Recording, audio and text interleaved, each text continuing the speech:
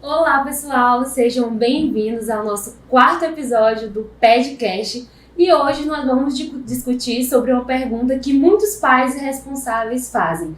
Criança saudável é criança gordinha?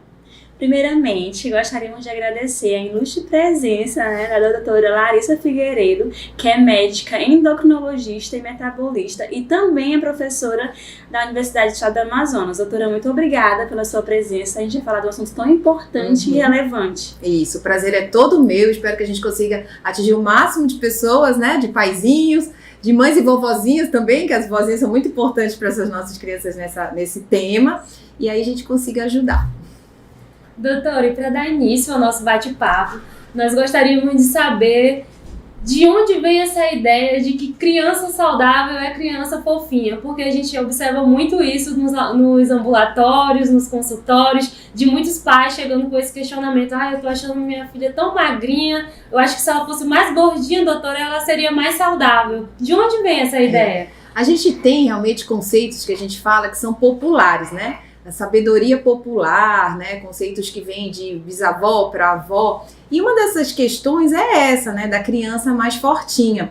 Porque realmente, se a gente falar de gerações anteriores, gerações passadas, a alimentação era mais natural, mais orgânica, vamos dizer assim, com bem menos fast foods. Então, a criança realmente se alimentava com alimentos nutritivos, saudáveis, né? Alimentos que eram orgânicos. E tinha que ter um pesozinho que a gente tinha certeza que se ela viesse a gripar, viesse a ter algum problema de saúde, ela teria realmente uma boa reação àquela perda de peso durante qualquer patologia, né, do que a intercorrência de doença. Então, fazia realmente muito sentido. O problema é que esse peso a mais, nas gerações atuais, virou mais decorrente de alimentos processados, ultraprocessados, não orgânicos e saudáveis como antes. Então, eu acho que a ideia inicial era até correta, da nossa sabedoria popular. O problema é essa vida moderna que trouxe alimentos não tão saudáveis, e aí essa questão do peso se transformou num problema de saúde pública. Entendi. Doutora, e aquela criança que está acima do peso? Significa necessariamente que ela está doente por ela ter um peso acima do normal? Então, aí a gente contextualizando, né, o que a gente vem falando, então essa mudança dos hábitos alimentares, né, a perda da horta que a gente tinha na nossa casa, na casa da avó, a perda daquele alimento mais orgânico, veio trazendo então a substituição. Aí com isso, a gente começou a ter os excessos de peso na fase infantil, de uma gordura ruim, vamos dizer assim, de um peso não saudável, né?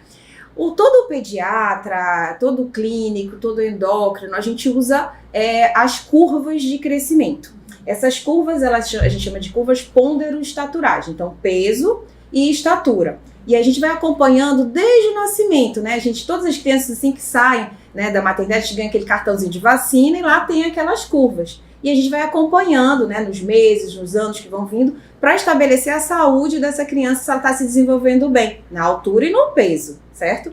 E aí o que a gente observa é que há esse ganho devido a associado sedentarismo também, porque as crianças também ficaram cada vez mais presas, a gente tem a classificação na curva de sobrepeso e obesidade. Então a gente começa a já chamar a atenção. Para a população geral, essa criança está acima do percentil 90, no percentil 95. Então ela está acima numa média de coisa de comparar com as outras crianças. E aí a gente começa a dizer assim, não está indo legal. O que está acontecendo? É um erro alimentar? É uma falta de atividade física? São as duas coisas? É o tipo de comida? Qualidade, quantidade? O que está acontecendo? E aí a gente vai, então, avaliando. Porque em todo esse desenvolvimento, né, até os 18, 19 anos de idade, a gente tem que avaliar o crescimento e o desenvolvimento. Você pode estar indo bem e, de repente, ter uma queda, né, para até abaixo de peso ou acima. Então, a gente tem que ter esse acompanhamento. Então, o acompanhamento clínico, né, do pediatra, o clínico da família, o médico da família, nessa idade é fundamental, até 18 anos, que é quando você fecha as epífises, para de crescer, né, e aí você estabelece que é uma vida adulta, já se transformou numa vida adulta. Entendi, doutora. É muito interessante a senhora falar sobre as curvas de crescimento, porque é muito importante para a gente, acadêmico, para os profissionais, e a senhora falou sobre o médico da família. Nós somos uma turma do interior. E é muito importante que o médico da família ele consiga manejar esses cuidados. E assim, doutora, quando a criança ela não consegue atingir essas curvas de crescimento e aquele peso adequado, às vezes uma criança magrinha, ela também pode ser saudável mesmo sendo magrinha? Isso é importante, porque do mesmo jeito que a gente tem a questão do acima, tem a questão do abaixo. Então você pode, a gente não deve também, não há uma definição assim, sempre que for magrinho é doente ou sempre que for gordinho é doente? Não. Você tem situações e situações, porque a gente tem que também respeitar o nosso biotipo. Nós somos aqui do Amazonas, né, aqui na região norte, nós temos uma altura menor comparada a outras populações. Nós temos um biotipo de distribuição do nosso corpo, da nossa composição, assim, mais brevilíneo, né? Então, logicamente, a gente vai ter também uma colocação no gráfico diferenciada, mas que segue um canal familiar. Então, a gente fala muito na questão da altura, o canal familiar, que é a altura do pai e da mãe, que a gente tem uma continha, né, que a gente faz, é a altura do pai mais a altura da mãe, menos 13 no caso da menina, mais 13 no caso do menino, divide por 2 e lança com desvios padrões de mais ou menos 5, colocando nesse canal. Então, a criança que está respeitando e está seguindo, a gente sabe que está indo bem. Uma criança pode ser até, vamos falar do peso especificamente, está indo assim no percentil mais baixo, vamos dizer que ela está no percentil 3, percentil 5, mas ela é uma criança saudável, que você vê que ela não adoece muito, ela come pouco, mas ela come o que é importante, ela tem uma atividade que ela brinca, ela corre, é uma criança que você vê que está se desenvolvendo, ela não adoece tantas vezes, não tem uma doença crônica como uma asma, uma alergia, então ela está indo bem. O biotipo dela é ser mais magrinha. Ou o contrário, vamos dizer, uma criança que tem até um pesozinho, ela já nasceu com um pezinho maior, e aí ela vai se mantendo naquele peso maior, mas sempre muito saudável, e ela come alimentos saudáveis. A gente vê ali naquele dia a dia. Não é seletiva, né? Ela come de tudo um pouco. Também ela não adoece tanto, então ela tá indo bem, certo? Aliás, uma coisa interessante é que esses cuidados, se a gente falar de peso, começam até no pré-natal. A mãe, quando está grávida, ela tem um peso para ganhar, né? De 9 a 12 quilos. Então, eventualmente, começa a ganhar muito peso, você aumenta a chance de um diabetes gestacional. Esse diabetes gestacional já faz acontecer o que a gente chama de um bebê macrossômico, que é um bebê com peso acima de 4 quilos, que já aumenta uma chance de diabetes também para essa criança, né?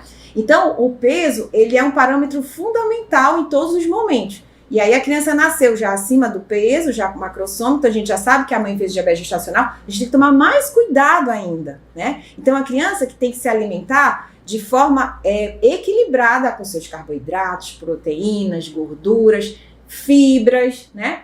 A criança, ela não nasce dizendo que não gosta de brócolis, né? Isso é muito também do que ela vai vendo na TV, dos amiguinhos e da própria família. O hábito da criança, ele é reflexo direto do hábito dos pais. Então você observa, às vezes a gente fica assim, a criança está acima do peso. Aí você olha para o pai e você olha para a mãe.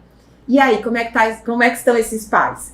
Então, tem que tratar a família. E aí a história, novamente, do médico da família, que é fundamental.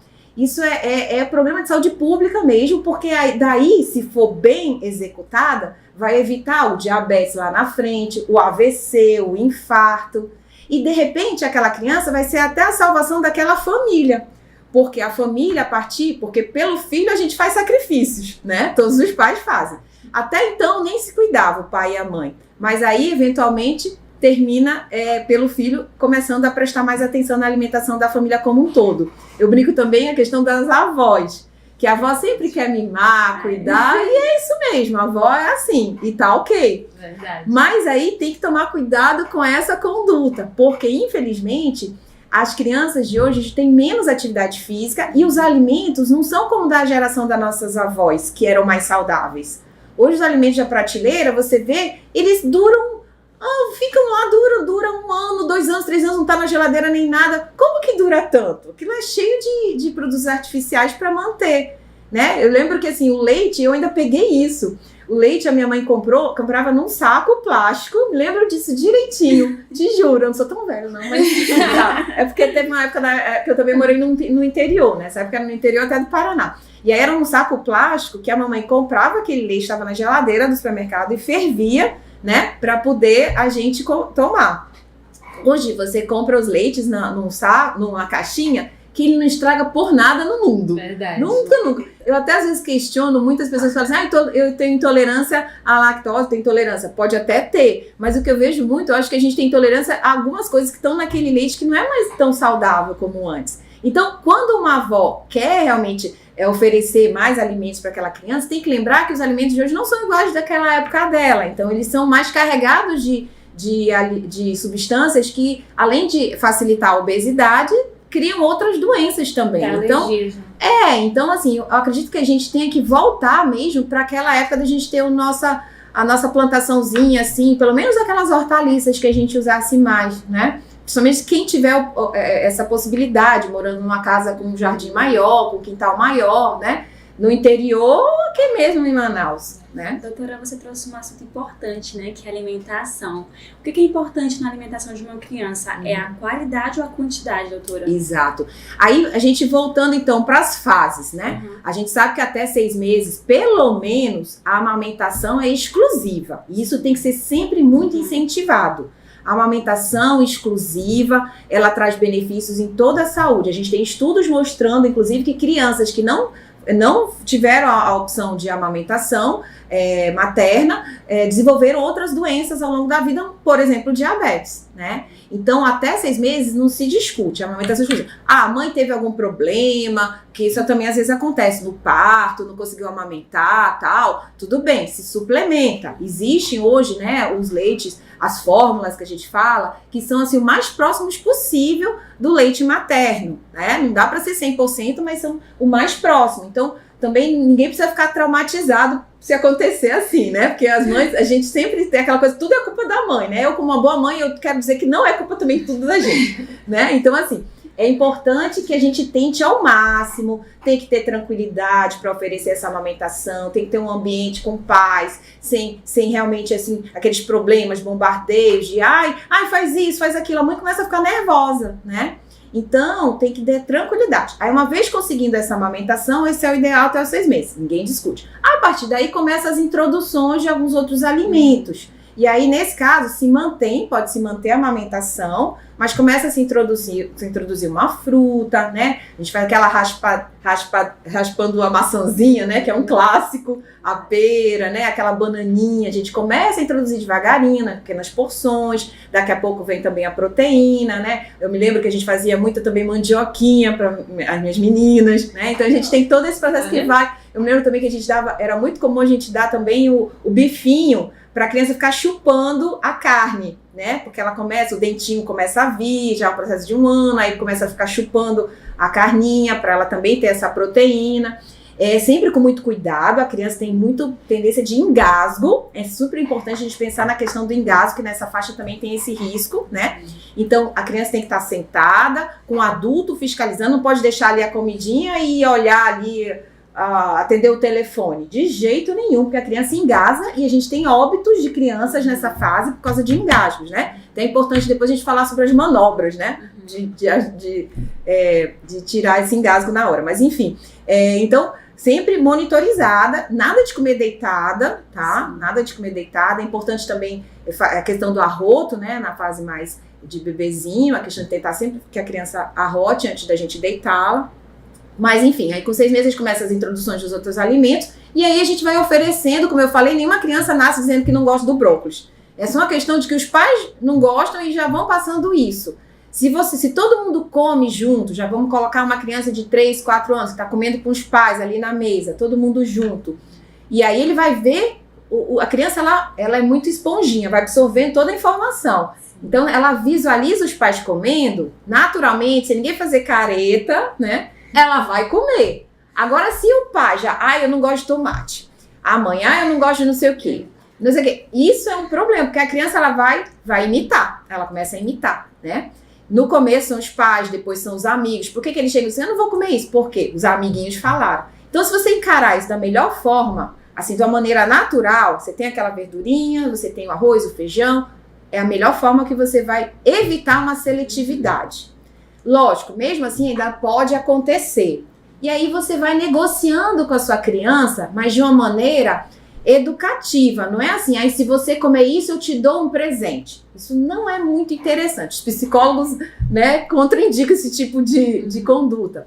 Meu filho, se você comer isso é importante para você não ficar doentinho, para sua saúde. Olha, a mamãe vai comer e você come só um pedacinho pequeno. Não quero. Então, então hoje eu não vou forçar que você não quer, mas amanhã nós vamos tentar isso novamente, ou então na hora do jantar. Criança, eu aprendi isso com um grande pediatra meu, amigo meu, né? A criança, ela tem tempo, tem paciência, ela não tá nem aí, ela não tem que sair correndo para trabalhar, para pagar conta. Então a criança, ela tem isso. Então realmente quem tá lidando ali tem que ter esse mesmo tempo e essa mesma paciência. Então quando você tá com essa criança, você tem que realmente respirar fundo e ficar ali, filho, mas tem que comer e deixe. Não coloque televisão, porque às vezes a gente, não, vou botar televisão, porque enquanto ele tá vendo televisão, eu vou enfiando na boca.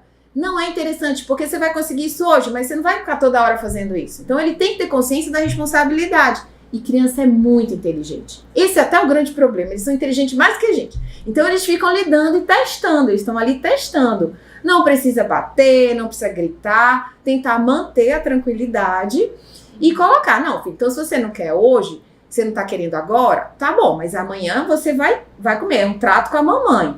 Ok, então vê o que ele conseguiu comer. Ou então, era engraçado que ela me orientava muito isso.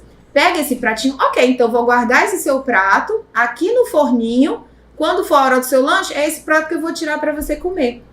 Não vem com história de dar danoninho, de não sei o que lá, porque é isso que ele tá esperando, que você queira alguma coisa que ele goste mais, porque é mais o quê? Mais docinho, porque o açúcar ele vai convencendo a pessoa, assim, ele vai cativando, porque o açúcar realmente é bom, mas a criança, ela não nasce sabendo o que é açúcar. Então, se você não der, até os 2 anos, o ideal é que não dê açúcar nenhum, nada, porque ela não vai fazer falta. O carboidrato se transforma em açúcar no nosso organismo, então a gente não precisa adoçar nada. Ah, mas tá azedo esse suco. Não, esse suco, ele é azedo, é um suco de maracujá, o maracujá é mais azedinho. Ok, faz mais diluído, não faz concentrado, mas não bote açúcar. Ele não precisa de açúcar. E aí você vai acostumando aquele paladar, entendeu? Então essa paciência é que seria a grande recomendação. Por isso que realmente criar um filho precisa dessa dedicação. Infelizmente às vezes a gente trabalha, e aí tem que deixar com a babá, e aí tem que deixar com alguém, e tem que sair. E isso é que começa a complicar aquela situação, porque aí a criança começa a mandar. Professora, foi muito legal que a senhora tocou num ponto sobre esse feedback que a gente gosta de fazer algumas manobras para que a criança coma. A criança, ela precisa comer. Por exemplo, a velha técnica do aviãozinho, né? A gente tem a mania, é o aviãozinho. Se você comer esse brócolis, você vai ficar forte igual o Hulk. E isso é muito legal porque às vezes a criança não tá nem com fome. Ela simplesmente vai engolir porque ela tem no imaginário dela que não, eu tenho que fazer isso porque eu vou ficar igual aquele personagem que eu amo. Ou eu tenho que fazer isso porque o aviãozinho vai vir na minha boca. E isso pode causar algumas disfunções. Não é? Tem que trabalhar com muito cuidado, porque isso gera, né? A gente eventualmente até vê criança que assim, que coloca aquela fantasia, né, de personagem e tal, que ok. É legal, tudo com moderação é sempre muito bem-vindo. Mas é importante que ele também assuma algumas responsabilidades da idade que tem. Ninguém vai querer que uma criança de 2, 3 anos de idade realmente venha e diga, olha, eu quero meu prato assim, né? Lógico. Mas ao mesmo tempo, essa criança, a gente colocando, não, filho, mas essa é alimentação boa para você. O que eu acho que é o pior é você querer dar a história de comprar, né? Dar aquele, eu vou te dar isso. Isso tem que ser evitado ao máximo.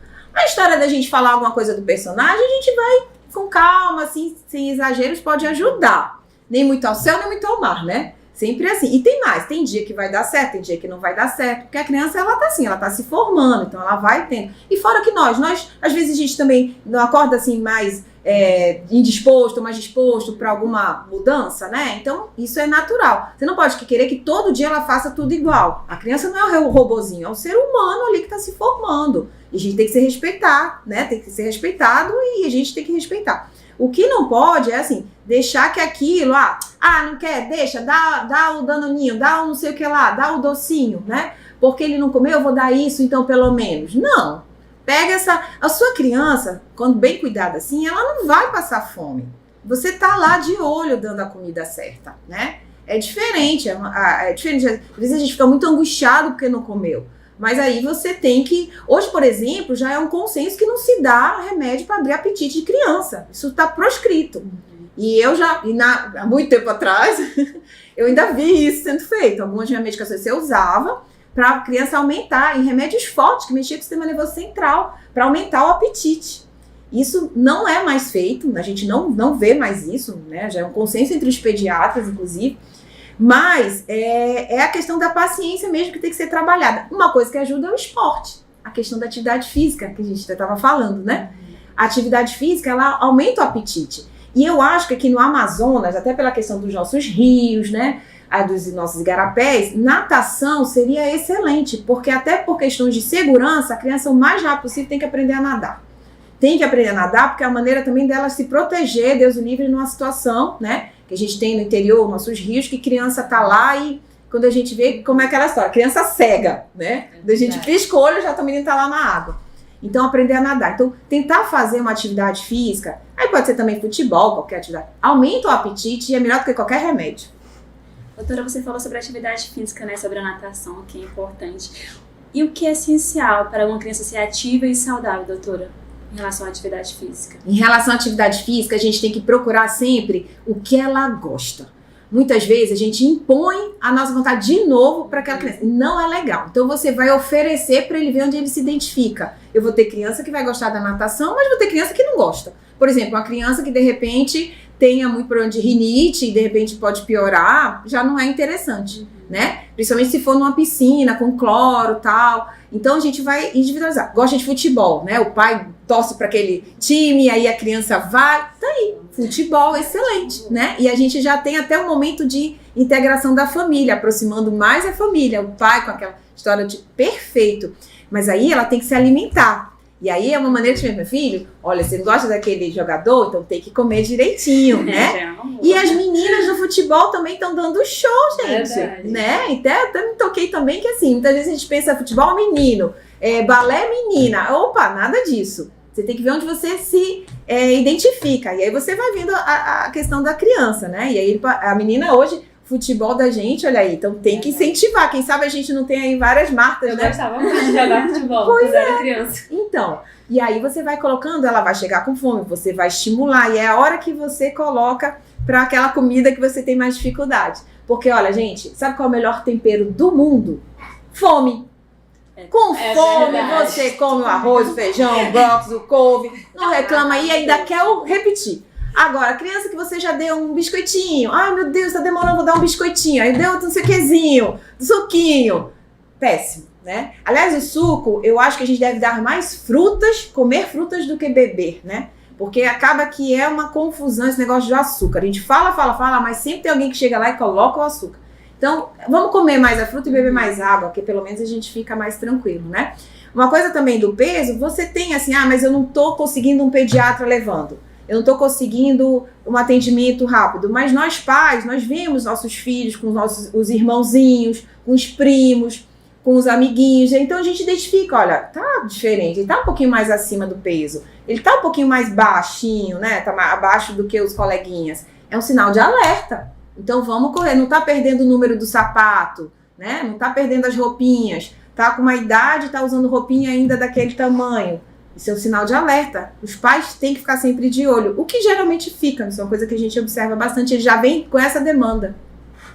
Doutora, você falou que a alimentação é importante, também a atividade física é importante para aquela criança, adaptando, né, ali o estilo dela, da preferência dela. Aquela criança que está com sobrepeso e está com obesidade, quais são os riscos que ela pode ocasionar na criança, que pode causar na criança? A questão, a obesidade infantil, ela leva a uma puberdade precoce, né? Ela pode, então, a menina menstruar cedo por causa desse peso, o que já mexe com todo o emocional, com toda a dinâmica do desenvolvimento.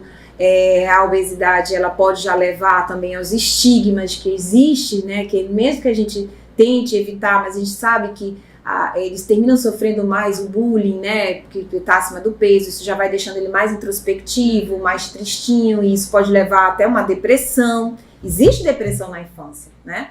E fora a questão das articulações, né? Inclusive, a atividade física ideal para criança é a atividade aeróbica, são os esportes. Porque no esporte, inclusive, você aprende também a questão da educação, de aprender a competir, ganhar e perder. Então, ela tem a questão também lúdica de educativa.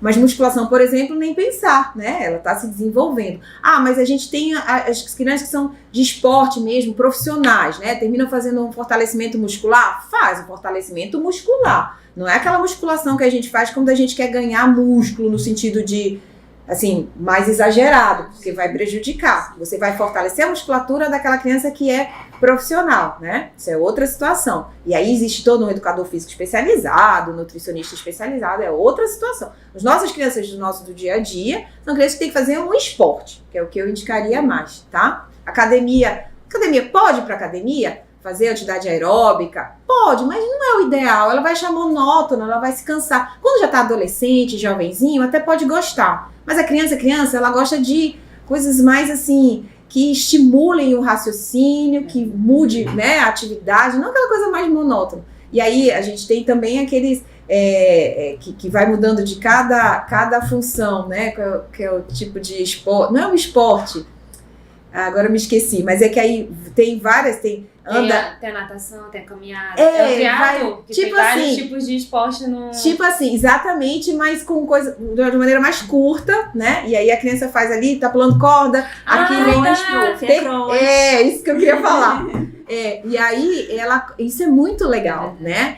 Por exemplo, agora a gente tá entrando nas férias, né? Então, quando possível, tentar realmente juntar umas 10 crianças e contratar um educador físico, né? Fica até mais em conta, junta assim umas 10 crianças, 10 pais assim ajudando, pagando ali, aí, nossa, a criançada vai amar, e aí, em vez de ficar na televisão, do computador... Verdade, foi um insight, um ponto muito bom que a senhora falou agora com a gente. É uma coisa que... Prof, agora a gente tá indo para um momento que a gente sempre tem nos nossos episódios, que é o momento Curumim Quest. Nós sempre trazemos uma pergunta da comunidade lá, eles mandam no nosso Instagram e a gente traz essa dúvida aqui para a senhora nos responder. E a dúvida desse episódio é: como os pais eles podem incentivar as crianças e os adolescentes a praticar atividade física, serem ativos, sem criar pressão ou ansiedade? Excelente pergunta. E a resposta é muito simples: fazendo. Gente, a criança e até o jovem, apesar de às vezes o adolescente ser mais rebelde, mas quem é o maior ídolo? Quem são os seus ídolos? Meus pais. Não tem jeito. São os meus, são os seus, os pais. Então o que a gente faz gera um sentimento que eles queiram fazer também. Coisas boas e coisas ruins, por isso tem que tomar muito cuidado, né? Então, eu não digo que assim, nem sempre vai ser possível os pais estarem lá fazendo o esporte junto com a criança, né? Até porque a gente tem que trabalhar, né? Porém, sábado e domingo, final de semana, meu filho está jogando futebol, fazendo uma escolinha, ou de natação, ou de qualquer atividade. Sábado e domingo, filho, vamos ver o que você já aprendeu durante esses dias? Vamos jogar um futebol nós dois, a filha, vamos nadar um pouquinho, vamos andar de bicicleta. Andar de bicicleta, hoje quem que anda de bicicleta, né? A gente tá perdendo isso. Gente, eu amava andar de bicicleta, sempre amei. Eu entendo que tem a questão da segurança, né? Hoje realmente, infelizmente, nós temos problemas de segurança pública, que é um absurdo, a gente é assaltada assim, né? Mas, no final de semana, tentar levar essa criança para um lugar, né, mais seguro, lógico, que tem um ambiente amplo, para andar de bicicleta com ele. Ele vão ser memórias da infância que vão ficar pro resto da vida. E a gente está resolvendo o problema do exercício, com prazer em fazer exercício. Então, o que você fizer com seus filhos vai ter repercussão, porque ele vai ver você fazendo e vai querer fazer igual. E aí, qual é a dica? É essa. Ai, professora. Fazer. Arrasou. Excelente colocação. Excelente, professora. Então, pessoal, estamos finalizando mais um episódio do nosso podcast. Doutora, muito obrigada pela sua participação. Foi abordados temas muito relevantes aqui para o público. E se você tem alguma dúvida, mande lá no nosso Instagram que a gente vai estar respondendo. Compartilhe com seus amigos, com seus familiares, um assunto que é tão importante de ser falado. Vimos, doutora, que além de saber o peso ideal da criança, também que é importante fazer acompanhamento também, a gente tem que juntar tudo isso a uma alimentação equilibrada, a implementação de atividade física, como foi abordado, né? colocando ali o estilo da criança e também fazer acompanhamento regular, né? Como a senhora falou, que é muito importante com o médico da família, com o pediatra, né? Para fazer ali a curva de crescimento da criança. Então, pessoal, é isso. Muito obrigada. Obrigada, pessoal. E gostaríamos de agradecer a doutora pela presença dela aqui hoje, por ter aceito o nosso convite, ter disponibilizado um pouco do seu tempo para estar aqui com hoje, doutora. Eu que agradeço, e eu queria terminar com uma coisa que até eu acho super importante, falo isso muito no consultório e em casa e amigos e tal. A gente nem sempre pode ir na Nutri e tal, né, que seria assim muito legal, né, porque o conhecimento delas para nossos filhos e tal, e às vezes o acompanhamento do pediatra começa a ficar um pouco mais difícil, principalmente a gente pensando assim em quem tá longe, no interior e tal. Então assim, uma dica, fez o pratinho, vamos contar as cores. Conta 5 cores. Se você tiver pelo menos 5 cores naquele pratinho, vamos dizer, o feijão é preto ou marrom, é uma cor, o arroz é branco, né? Colocou um tomatezinho que é vermelho, uma cenourinha que é já assim, né, mais laranja, né? Então assim, você contando 5 cores, você já tem ali um prato que tem todas as vitaminas que seu filho precisa. E muitas vezes a gente pensa assim, em pessoas que moram mais longe vai ser difícil. Mas aqui mesmo na capital a gente vê essa dificuldade. São 2 cores no máximo que eu vejo os pratos das crianças. Não, tem que colorir esse prato. Mas o meu filho não gosta de tomate. Ele não gosta porque ele já criou essa resistência. Vamos trabalhar de novo isso? De repente um tomate cerejinha, de repente só um pedaço pequeno, já é uma cor ali. E colocando para ele, filho, eu também estou comendo com você, olha como é importante. Então não desistir das cores nos pratos, que ali você tem as vitaminas. Aí não adianta depois querer ficar dosando vitamina A, B, C, D, o alfabeto inteiro, e dando trocentas vitaminas, também tudo em pílula, porque não é a mesma coisa.